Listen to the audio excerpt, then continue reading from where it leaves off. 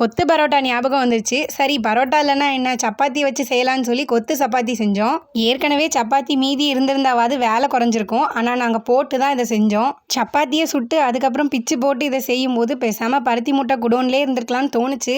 இருந்தாலும் நம்ம பாலா போன நாக்கு எங்கே கேட்குது, அதனால செஞ்சாச்சு. முட்டை சேர்க்கிறதா இருந்தால் அதை முதல்ல தனியாக வதக்கி எடுத்து வச்சுக்கோங்க. ஏன்னா முட்டை சேர்த்துட்டு தண்ணி ஊற்றினா நல்லா இருக்காது. தண்ணி ஊற்றிட்டு முட்டை சேர்க்கவும் முடியாது. கடுகு கருவேப்பிலை போட்டு தாளிச்சிட்டு வெங்காயம் தக்காளி சேர்த்து நல்லா வதக்கிக்கோங்க.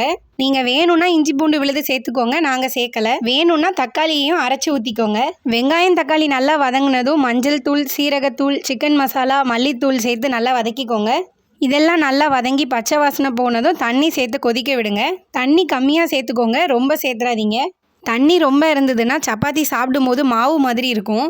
கடைசியாக முட்டையும் சப்பாத்தியும் சேர்த்து நல்லா கொத்தி எடுத்துட்டிங்கன்னா கொத்து சப்பாத்தி தயார். இந்த கொத்து சப்பாத்தி உங்களுக்கு பிடிச்சிருந்துச்சான்னு சொல்லி சொல்லுங்கள். அப்படியே சப்ஸ்கிரைப் பண்ணிடுங்க.